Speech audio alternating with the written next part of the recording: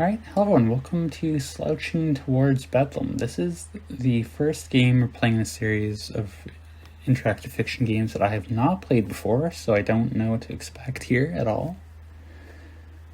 I've heard this is one of those games that I think has kind of entered like the canon of interactive fiction games. So if I know correctly, I'm still kind of an outsider, but from what I've gathered, so I'm kind of excited to see where exactly this goes. This is a game by Star C. Foster and Daniel Ravapinto. Hopefully I said that right. From 2003. And yeah, like I said, I know nothing about this game. I've heard vague gestures towards like philosophical implications of the plot, but I don't even know any of the details. So not really much intro I can give. Let's just jump right in. We're in an office. Clunk. The rotating tin cylinder within the phonograph vibrates slightly as a brass needle scrapes against it. The sound of a throat being cleared emerges from the machine's horn shell speaker, followed by a thin, haunting voice. March the 16th. A deep, shaky breath. I dread to say it, but I believe I'm going mad. The moments come more frequently now. I fear that I have found what I have sought, and I shall now pay the price for it. The scrape of a chair across flagstone, a sigh. Chaos treads the halls of Bedlam. Her work is evident everywhere. Slouching Towards Bedlam. An entry in the 9th Annual Interactive Fiction Competition, 10th Anniversary Edition, by Star C. Foster and Daniel Ravapinto. There's the release info. We need to type about, credits, gotta remember to do that. We're in an office. A massive cedar desk, well polished and worn, looks elegantly out of place among the chaos. Papers, files, and books cover nearly every flat surface in the room. There's a phonograph on the table near the window. A black cube on wheels sits near the door to the south.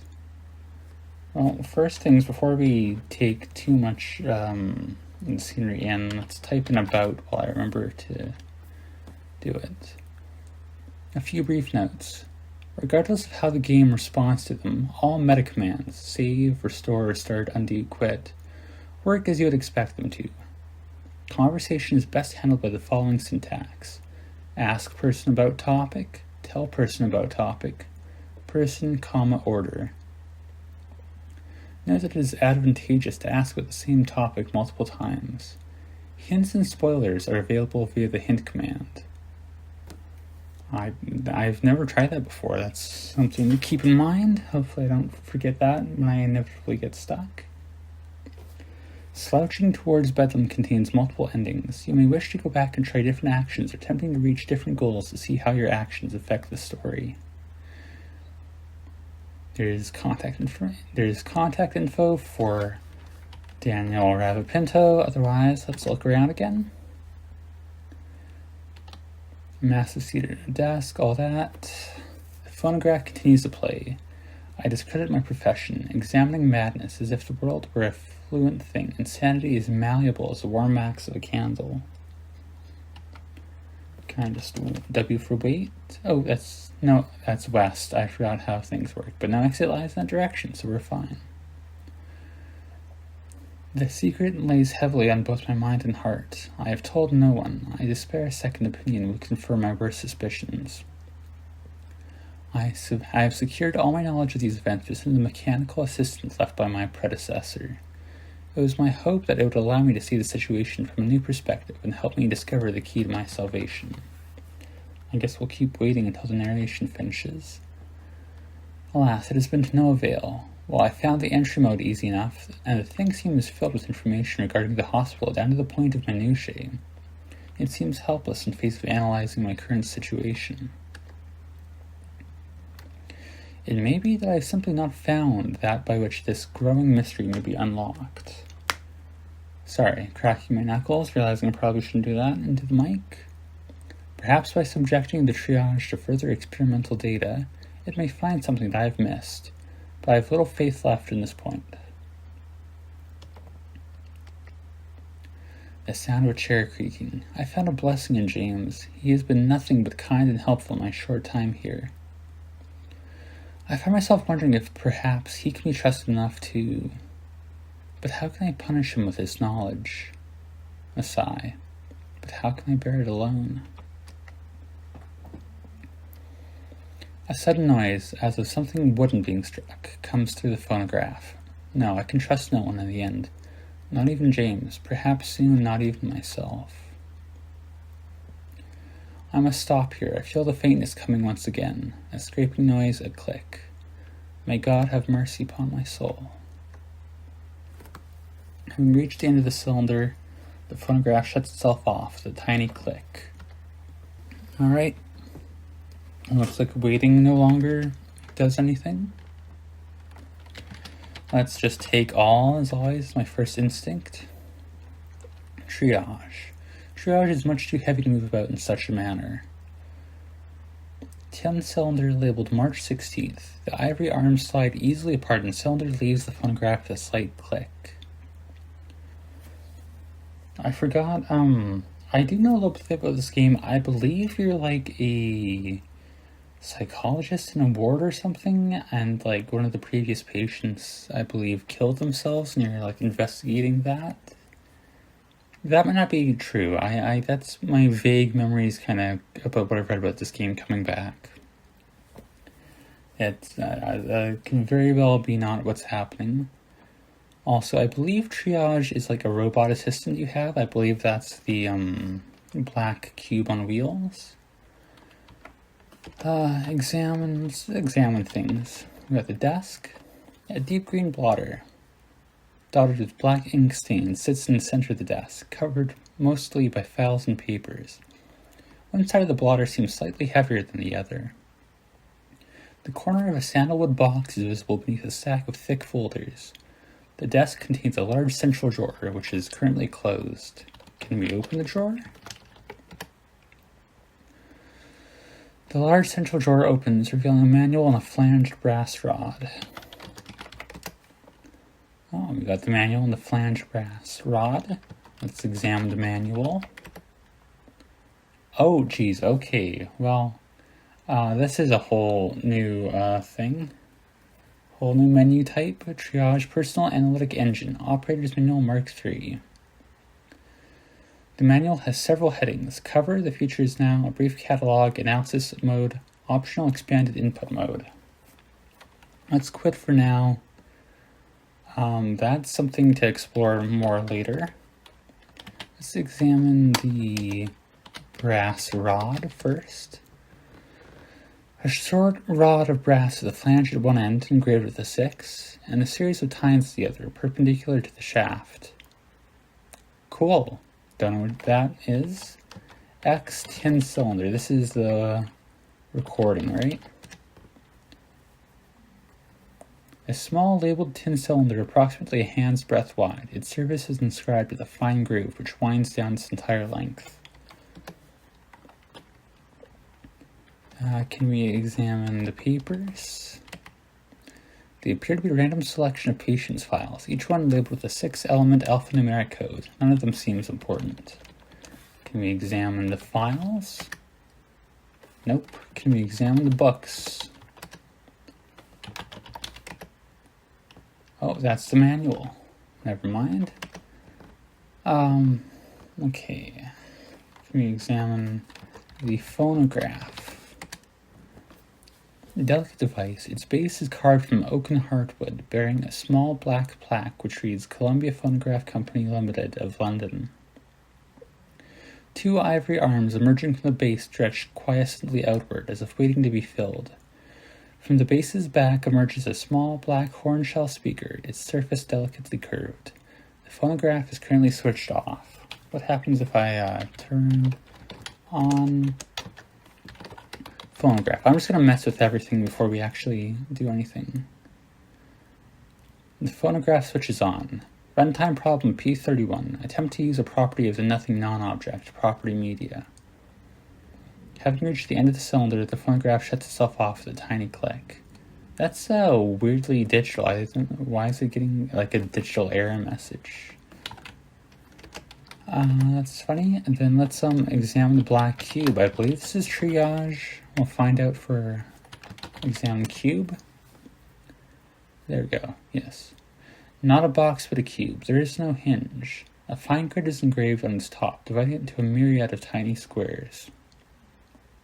The cube sits on 4 black rubber wheels attached by a set of brass leggings that seem capable of telescoping downward. The only other feature of note is a small emerald set inside, beneath which is a plaque with the inscription Triage Mark III. Well, let's finally crack open that manual, I guess. Okay, the manual has several headings. Covered, the features now, a brief catalog, analysis mode, and the optional expanded input mode. Let's go N for next. Okay, that's just for selecting the menu. Cover. Emblazoned on the front is a charcoal drawing of a black box on wheels, beneath which is written in the words Operator's Manual, Triage Personal Analytic Engine, Professional Industrial Mark III. Please press space to continue. Oh, if that's it, that's not so bad. I was assuming this would be a whole long thing. The future is now. One glance at the triage line of personal analytic engines will show them to be the finest now available. Each one is made of the materials of superlative quality. Its thousands of interlocking parts are handmade and hand-assembled. From its alphanumeric kinograph display to its specially designed internal power and propulsion systems, the triage is simply the most advanced technology made available to professionals for the portable storage and analysis of complex information. In fact, the triage is so incomparably the best machine made that all we ask as an intending purchaser is to compare it with any other before buying. For sale by all first-class mechanists' shops. Alright, brief catalog. A brief catalog of the triage, both within and without. Panoptical scanner. Set within an attractive faux emerald, Triage's latest version has updated both its scanning technology and methods such that it can visually analyze a given subject and begin processing within seconds. Increased capability of both mill and store. The triage line is now capable of analyzing, compiling, and storing literally thousands of pieces of information simultaneously. Latest core engine with 4-fold increase in efficiency. Triage has always been famous for its relational algorithms and its capability in connecting seemingly disparate data into a coherent whole. Our latest edition strives ever closer to perfection, improving the system's already impressive functionality. Smooth operating fully alphanumeric kinograph display. With its compact yet expansive 16:8 symbol display, each one capable of displaying any one of 36 characters, the triage speaks as well as it listens. Alright, now we got analysis mode. Analysis mode is the triage's default and most important mode of operation.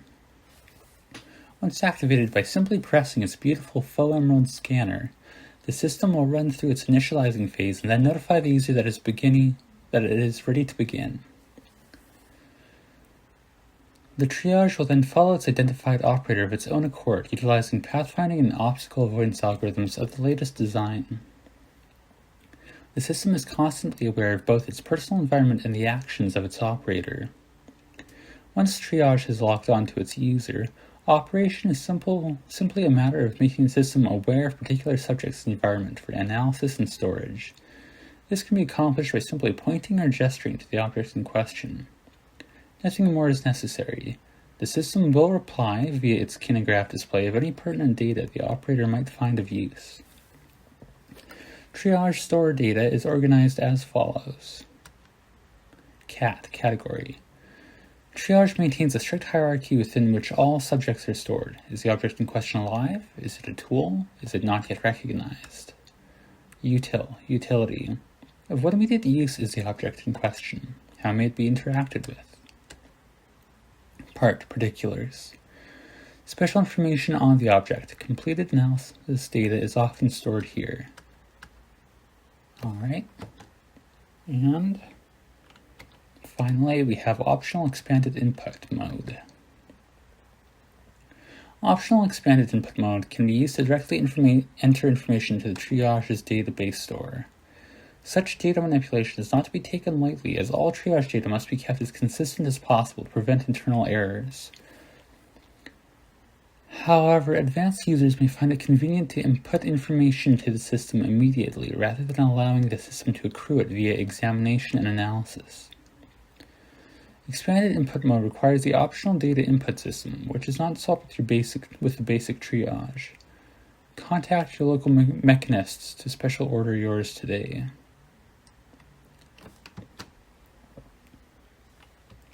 Alright, well, that is the menu.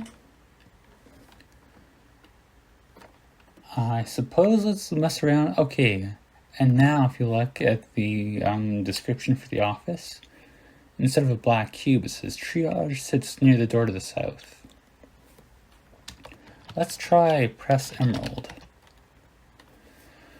From within the device comes a sharp clunk, followed by a gentle humming. This emerald blinks slowly, once, twice, and glows steadily.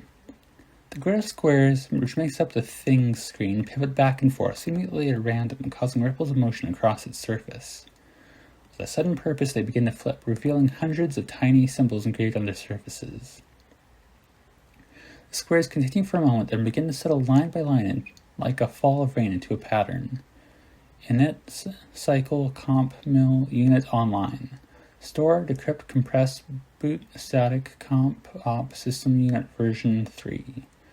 Register, Dr. Simon. Brand, set mode, and analyze. Oh, Dr. Simon brand. Okay, if we look,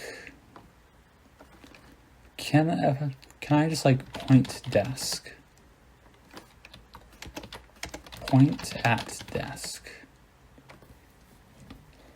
The emerald eye examines the desk, returning with category unknown, unlisted, utility not applicable, particulars none, items not recognized by current system, store require additional information.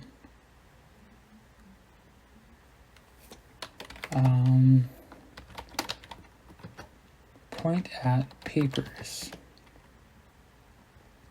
Triage's beam flickers through the papers briefly, then displays category non-living, papers, utility, storage medium, particulars, ID, general files on hospital patients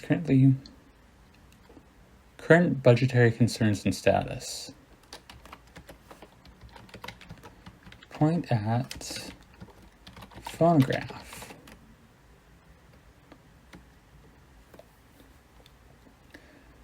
A small beam of green light lashes out over the phonograph as Triage's screen lights up.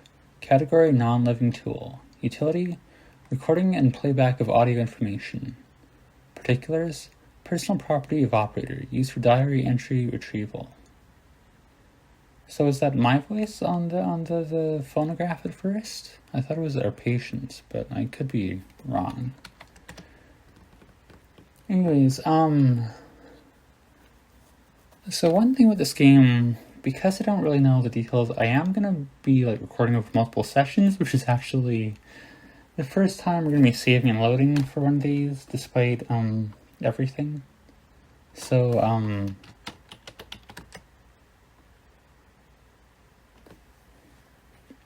yeah, hopefully that works. If it doesn't, I mean, we haven't really done anything yet, but I do have to set that up here a little bit, so excuse me for that. And otherwise,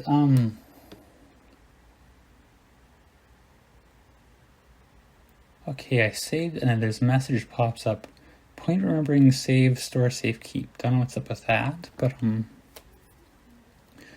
I would guess that that's like an in-universe thing, like a meta thing interacting with our commands. I'm not sure.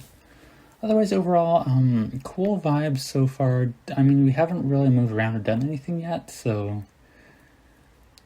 it's still a matter of getting our bearings and like doing stuff to actually see the plot unfold. So hopefully we'll be doing that next time. So look forward to that. Otherwise, we may as well call it here for now. And as always, thank you for watching. Oh, I thought we